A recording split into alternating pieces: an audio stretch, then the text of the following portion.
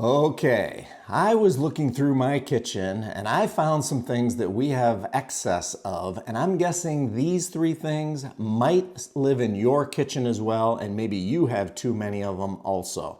So today I wanted to talk about what these three things are, how to repurpose some of them, as well as how many is appropriate for the typical household kitchen.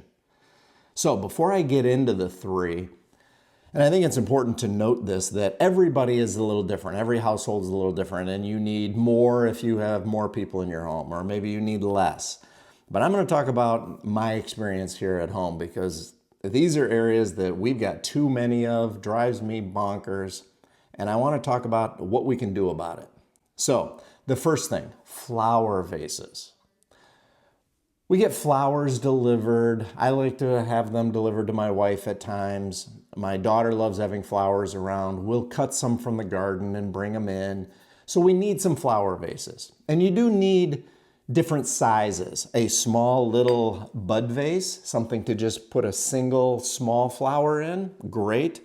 But do we need multiple of the identicals? Probably not. Do we need different shapes of all the little ones? Probably not. This one is a little bit different where it's got some color and it's a little larger size. But I'm looking at probably a dozen to 15 flower vases here that we just accumulate and accumulate. No, we need to move them along. So first off, what to do with them if you've got too many? This one is a great one to serve as a candle holder. So this is a dripping candle. I love dripping candles because they're just really cool. If you've got a Chianti bottle or a cool shaped bottle of wine, this is fun to put in there. But you could also use one of these little bud vases as well. Shove that in, give it a light, watch it drip.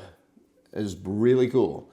This one didn't fit perfectly, so I put a little bit of electrical tape on the end to make it fit really well. I think that's an awesome repurpose.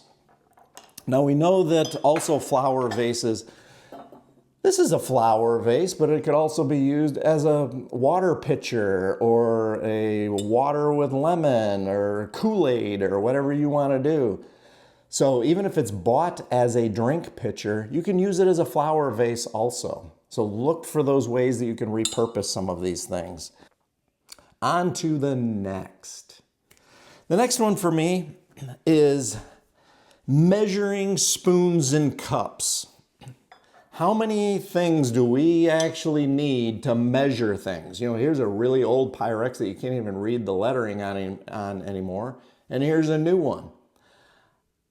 We need these things, but not this many of them. So start to repurpose out. I actually use a larger one of these at my office as a soup bowl because you can microwave it, you can put it in the dishwasher. It has a handle, so this part could be hot, this part will not get hot, and you can just walk around and eat your soup, eat your breakfast out of it. I do that a lot. I also think that you can repurpose some of these to possibly the garage. I have this little measuring cup in the garage, which is terrific because it has tablespoons and teaspoons and milliliters and ounces and all the things to measure chemicals. Don't bring the chemical one from the garage into the kitchen and get those mixed up. Bad day. However, there are some larger chemical things that you may need bigger than this, and an old measuring cup can serve that purpose. So look and see if you need to measure anything in the garage, maybe move it out to there, or donate the old one and just keep the sizes that you need. Maybe I need this 2-cupper, maybe I need this 1-cupper, but do I also need this Pampered Chef adjustable one? Maybe that's helpful for you for dry goods, maybe it's not, maybe the measuring cup works. This little flexible one for dry and wet, maybe that's of use, maybe it's not. This thing drives me nuts because I'm always yanking on it. All these random measuring cups. This one, the lettering is kind of off, so you've got to look at it really close. I don't like that. These at least have the lettering still on them, so that's better. But yet we also have all these metal ones. We've got ones that came free with something. So do we need the one oddball freebie? Do we need the metal and the plastic and the plastic and the glass?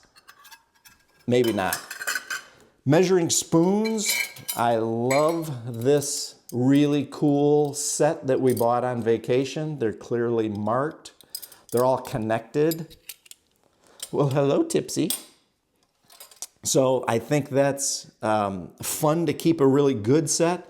But the old plastic ones that are stained, in fact, has a crack in it. I don't think we need the cracked one. All these little adjustable ones, these other little random plastic ones that don't even have markings on them anymore. Go through the measuring cups, measuring spoons. Do you need the 3, 6, 7, 8, 9, 10, 11, 12, 13, 14, 15, 16, 17, 18, 19, 20, 21, 22, 23, 24, 25? You know, do we need the 30? I don't think so. I don't think we need 30. Now, how I've repurposed some of these is I have a few tubs of powdered supplements and those kinds of things. So I have determined what size I need for that supplement, and then I just leave this in the bottle. So then when I spin the lid off, it's always right there. I can scoop, dump it in my cup and be done, and then put it back in the jug. Then I am not having to go over to the drawer where these are and find the right one that I need. That slows me down every day. So I do keep a few of these in the container that I use all the time. The third item here that I'm thinking about is water cups, water bottles. The world has gone Stanley crazy and now Awala crazy and Yeti crazy, and we have some of all of those as well. I don't even have all of them placed out here. But I think to go through your water bottle cabinet and determine how many you have, how many do you actually need for your family, how many can you get rid of or repurpose. Some of these bottles could be really great for storing candy in, especially if you're trying to hide it from people in the family. You could, oh, this is my M&M jar, and go after that. That's kind of fun. Some of them could be used for dried banana chips, which is what I just eyeballed some banana chips in our cabinet that I'm going to stick in one of these. Some of them could be used for dried pastas. So you can repurpose these for things that you need to keep airtight, moisture out of, maybe out of sight. So look to see how you might use them in your kitchen and which ones are the most functional. I like a really large one that I use every day. I like a smaller one that fits in my backpack when I go hiking or if I'm traveling. I like ones that are kind of small that maybe a can can go in, like a soda can to keep cold. Better than maybe the flexible little koozie. You know, this is a hard, more insulated one, so those are kind of fun. Of course, the perfect insulated for some hot chocolate, something like that.